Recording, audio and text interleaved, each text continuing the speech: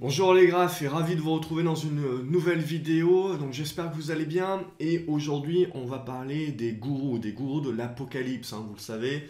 En gros, vous avez toujours des analystes, des non réputés quand même, hein, donc des experts qui vous expliquent toujours dès que le marché monte ou qu'il commence à baisser que ça y est, c'est l'apocalypse, que le prochain crack boursier arrive, que la prochaine crise est imminente, bref, que c'est foutu et qu'on est parti. Alors bien évidemment, ils vous mettent des gros titres, hein, et tout ça, c'est quoi? C'est pour attirer votre attention tout simplement. Parce que plus c'est gros et plus ça passe, bien entendu. Alors du coup, j'ai récupéré ce graphique assez intéressant, du coup, pour pousser un petit peu ce point-là. Et on voit quoi? On voit en gros le S&P, la progression du S&P, donc l'indice phare, donc des 500 plus grosses capitalisations américaines. Et on l'a depuis 2012. On aurait pu remonter, bien évidemment, bien avant jusqu'à aujourd'hui en gros. Et qu'est-ce que vous voyez? En gros, on reprend les grands discours des plus grands prédicateurs de l'apocalypse, hein. Et qu'est-ce que vous remarquez? Donc évidemment, on a du Mark Faber, hein. On a du Dent également qui est plutôt pas mal, on a du Farrell, et on a du Carlican. Donc c'est quand même des grands noms. C'est des grands noms de la gestion. Ils se sont fait aussi une réputation de par leurs prévisions. Parce qu'ils ont su à un moment donné ou à un autre voir juste. Vous avez Soros également, même s'il n'est pas sur ce graphique-là. Bref, en gros, ce sont des experts qui ont vu juste à un moment donné à un autre et qui ont été élevés à un rang d'experts. Et aujourd'hui, du coup, les médias, hein, les médias spécialisés, la finance, eh ben, les écoutent. Et c'est comme, je veux dire, il y avait une analyste de Goldman Sachs au préalable dans les années 2000, etc. Je veux dire, tout le monde écoutait ce qu'elle disait. Et ça n'a pas empêché, du coup, même le marché réagissait par rapport à ce qu'elle disait. Si elle disait d'acheter ou de vendre, le marché réagissait. Donc c'était pour dire la puissance que certains individus peuvent avoir à partir du moment où ils font partie du mainstream, à partir du moment où ils font partie vraiment avec une notoriété folle. Et ça n'a pas empêché, voilà, 2 mois avant le crack de la bulle Internet, de dire que les valorisations étaient bonnes et qu'il fallait acheter et mettre quasiment all-in sur les actions. Bon, Soros également, je veux dire, a acheté au plus mauvais moment. Il a acheté en mars 2000. Donc ça, ce sont des choses derrière que vous ne savez pas forcément, parce qu'évidemment, la presse n'en fait pas état. C'est toujours très intéressant de voir que, je veux dire, tout le monde se plante en bourse. Tout le monde, à un moment donné, a le mauvais timing. Mais tout le monde, à un moment donné, a aussi le bon timing. Et en règle générale, qu'est-ce qui se passe? C'est que, eh ben, on va en faire des caisses et on va prendre justement ce moment où on a eu raison et puis le répéter, le répéter, le répéter, le répéter. Et à un moment donné, pour que ça devienne voilà, une évidence à tout le monde et qu'on devienne, comme ceci, un expert. Puisque, je vous le répète assez souvent, le problème numéro un de la bourse, c'est pas d'avoir raison ou d'avoir tort, c'est d'avoir raison avec le bon timing. Si vous n'avez pas le bon timing, vous avez tort. Parce que, croyez-moi, le cimetière des investisseurs est bourré de mecs, d'investisseurs, justement, qui ont eu raison. Mais ils ont eu raison trop tôt. C'est-à-dire qu'ils ont eu raison, ils y sont allés, et puis finalement le marché a évolué contre eux plusieurs semaines, plusieurs mois, jusqu'à ce qu'en fait ils soient obligés, parce qu'ils sont insolvables, de débloquer leur position en forte perte. Et puis dans la foulée, le marché a fini par leur donner raison. Mais ils avaient tort parce qu'ils n'avaient pas le bon timing. Pareil pour Roubini. Roubini vraiment a été invité sur tous les plateaux télé parce qu'il avait vu juste par rapport à la crise des subprimes, c'est pas le seul, mais si vous reprenez justement les premières études de Roubini, je veux dire, ça date de 2004, 2005. Donc, et pendant ce temps-là, je veux dire, si vous écoutez et si vous suivez à la lettre ces économistes, ces experts financiers, et pour certains, c'est vraiment on les appelle Mister Doom, donc c'est vraiment l'apocalypse, à toujours voir le mauvais côté des choses et le verre à moitié vide. C'est pour réellement faire vraiment attention parce qu'ils n'ont jamais le bon timing. Et en règle générale, qu'est-ce qu'ils font? Ils répètent le même message tous les 3 mois, tous les 6 mois. Dès que le marché atteint un nouveau pic, en général, c'est le moment de remettre une piqûre de rappel. Dès que le marché commence à perdre 2-3%, que les gens commencent à avoir peur, parce que ça c'est toujours génial. En règle générale, quand le marché gagne 3, 4, 5%, c'est tout à fait normal pour tout le monde. Mais dès qu'on perd 2%, qu'est-ce qui se passe? C'est la fin du monde, il faut trouver une explication, il faut aller sur les sites vite pour savoir pourquoi. Voilà, il y a des reprises de souffle du marché et c'est tout à fait normal. Et donc à ce moment-là, en règle générale, quand les gens sont prêts à se demander qu'est-ce qui se passe sur les marchés, et ben c'est là où ils vont répliquer avec ce qu'ils ont dit, les mêmes arguments qu'ils ont dit des mois et des mois avant, mais c'est pas grave, ils remettent une couche. Parce que du coup, à un moment donné, ils vont bien finir par avoir raison, et ils vont prendre l'élément le plus récent qu'ils ont dit. Et évidemment, tout le monde oubliera qu'en fait, ça fait 3 ans ou 4 ans qu'ils répètent la même chose et qu'ils n'ont pas le bon timing. Tout le monde se souviendra qu'ils avaient vu juste et que finalement, ils avaient prévu la prochaine crack, la prochaine crise financière. Mais la réalité, c'est que vous ne pouvez pas faire d'argent sur ça. Vous ne pouvez que perdre de l'argent parce que un conseil, même un bon conseil sans timing, ça ne vaut rien et ça vous coûtera de l'argent. Et toutes les personnes, tous les investisseurs justement qui ont peur aujourd'hui, eh ben, c'est les premiers clients de tous ces messages. Mais regardez les médias sont sans cesse en train de broyer du noir. Regardez les titres des journaux, regardez un petit peu comment vous est vendue l'information sur Internet. Quelles sont les vidéos qui marchent le plus sur YouTube? Ce sont à chaque fois des vidéos de la fin du monde. Ce sont à chaque fois des théories du complot. Ce sont à chaque fois des analyses qui vous démontrent par A plus B pourquoi on va avoir une crise du dollar, pourquoi les États vont faire faillite, pourquoi le marché boursier va perdre 50% de sa valeur du jour au lendemain. Tout ça, c'est fait pourquoi? Ça ne fait que répondre à la demande, puisque les personnes sont sans cesse en train d'avoir peur. Dès que le marché commence à monter, les personnes ne sont pas optimistes. Elles pensent que ça va rebaisser, que ça va redescendre, et donc elles ont peur. Et elles essayent d'anticiper à chaque fois la prochaine crise.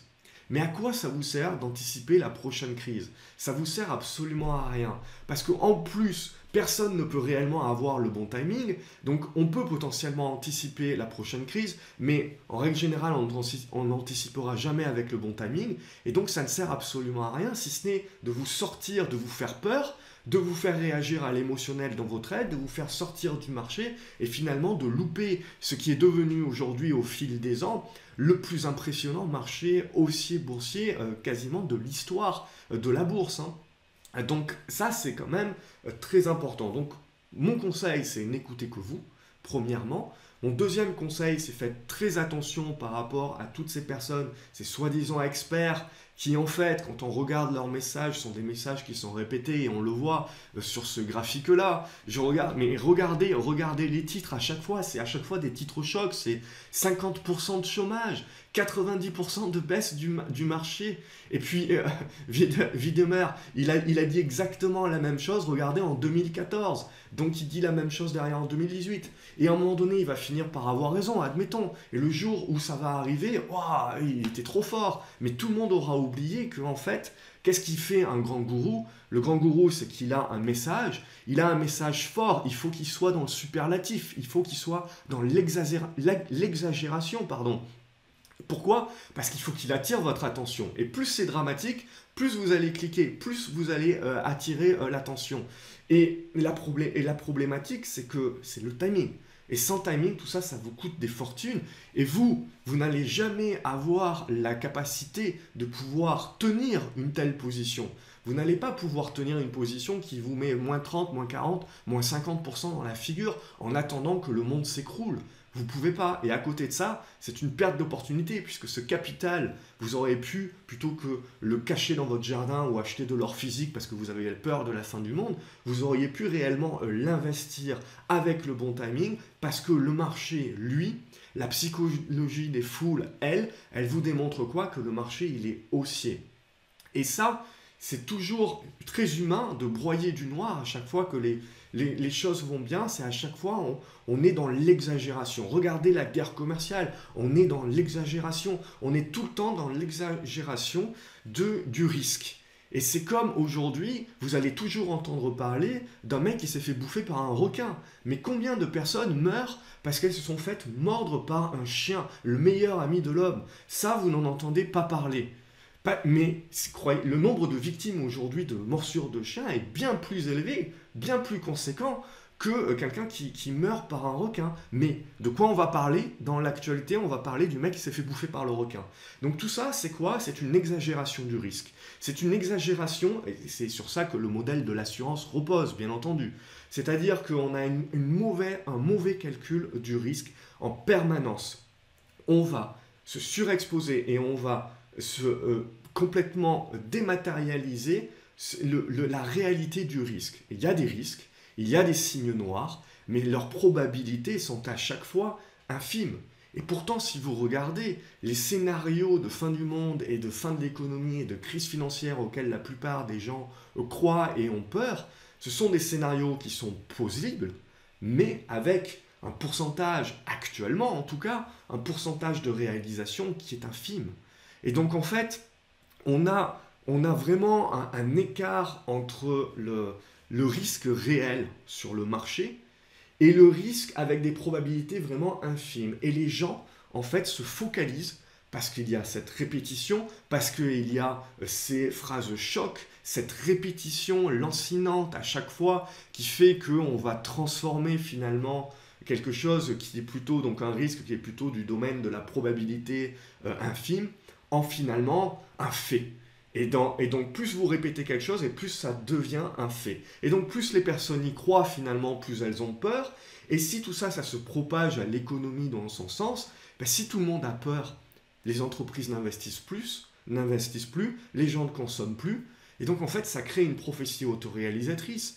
Parce que les gens ont peur de la prochaine crise, ils se mettent de côté, ils essayent d'éviter de faire des dépenses et de se préparer pour la prochaine crise, donc ils ne dépensent plus. Et donc en fait, prophétie autoréalisatrice de soi-même lorsque il y a réellement un phénomène de foule, hein, et que ce phénomène-là, et que ce phénomène de peur et de perte de confiance, on est sur de la perte de confiance, et se met vraiment à être global, et ben c'est là finalement qu'on a le cercle vicieux qui est enclenché et la prophétie autoréalisatrice qui se met en marche. Donc ça, c'est vraiment important, je pense, à mettre en vigueur. Et surtout le fait que tous ces experts qui vous répètent tous les 2 mois que c'est la fin, ils finiront par avoir raison à un moment donné. Et plus le marché monte, évidemment, et plus ça nous rapproche de la fin du marché haussier. Mais personne ne peut dire quel va être le bon timing pour dire, voilà, on rentrera en marché en correction, en marché boursier baissier, et potentiellement dans une crise et dans une récession. Aujourd'hui, moi, quand je regarde mes indicateurs, etc., je ne vois pas de récession. Je vois que les entreprises vont bien, je vois que l'économie va bien. Oui, il y a des risques, mais ces risques-là, à aujourd'hui, ils ont une probabilité de se matérialiser qui est mineure. Mineure dans le sens que c'est pas pour tout de suite encore. Alors on peut s'en inquiéter, mais pour le moment, voilà, il ne faut pas mettre la charrue avant les bœufs. Il faut éviter de jeter le bébé avec l'eau du bain. C'est ça réellement pour moi qui est important. Et donc, au travers de cette vidéo, c'est vraiment de vous dire, faites très attention aux experts que vous suivez. Faites très attention à ces experts qui sont là pour attirer votre attention, pour vendre du papier, hein, ou pour vous attirer vers leur fonds. Et en règle générale, ce qui est très intéressant, c'est quand vous regardez où sont placés les capitaux des fonds de gestion de ces personnes-là. En règle générale, le fonds de gestion fait tout le contraire de ce que le prédicateur dit. Donc en fait, le but du jeu, c'est d'avoir votre attention donc en faisant l'effet d'une bombe, et donc finalement en vous parlant de risques majeurs et en vous parlant de choses qui ont des probabilités très mineures de se mettre en place, mais on met vraiment des titres voilà, qui sont coup de poing.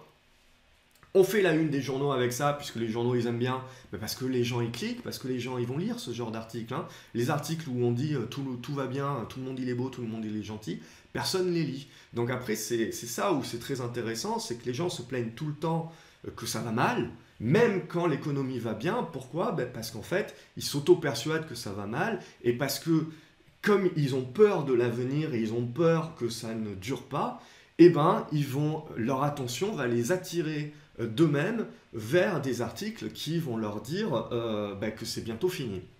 Et donc forcément, ils vont s'en convaincre. Et au fur et à mesure, plus vous avez de gens qui sont convaincus, et plus ça va réellement se réaliser. Donc voilà par rapport à ça, faites très attention à ces gourous. Ils ne sont que là pour faire de la presse, que pour faire du marketing, donc que pour attirer votre attention, pour finalement soit vous faire acheter du papier, soit vous vendre une méthode miracle pour vous sauver de la crise, hein, pour que vous soyez le seul à avoir cet abri anti-crise, évidemment. Et puis, ça fait 10 ans qu'ils répètent la même chose, mais voilà, ça brasse toujours et toujours, et en attendant, vous avez loupé le plus important marché boursier haussier de l'histoire. Et pour moi, hein, je ne vais pas vous dire, personne ne peut prédire la crise. Personne, d'une part, ne pourra prédire réellement d'où viendra la crise. Il y a plusieurs facteurs. Et on verra qu'au fur et à mesure, quel est le facteur qui commence à avoir la criticité et la probabilité la plus importante. Mais on le saura vraiment que quand on y sera dedans. Ça ne sert à rien d'anticiper. Plus vous anticipez, et plus vous perdrez en bourse. Donc ça, vraiment, c'est important. Le timing est crucial. Si vous n'avez pas le bon timing, vous perdrez en bourse et il ne sert à rien d'anticiper. C'est vraiment la règle d'or. Et donc, faites très attention à ce côté émotionnel par rapport à ces conseils qui peuvent vous être donnés, qui sont vraiment dramatiques pour la gestion de votre portefeuille. Voilà, j'espère que vous avez aimé cette vidéo. N'hésitez pas à mettre un pouce en l'air si tel est le cas. Abonnez-vous à la chaîne YouTube et puis partagez cette vidéo également avec d'autres personnes que ça pourra aider, hein. Il faut un petit peu voilà, réaliser dans quel engrenage on se met quand on finit par suivre ces prédicateurs de l'apocalypse, hein. Et puis, le pire, comme j'aime bien le dire, hein, le pire n'est jamais certain. Donc faites très attention à vos certitudes. Le timing est essentiel. Voilà, je vous souhaite une excellente journée et je vous dis à la prochaine vidéo de conseil. Salut les graphes!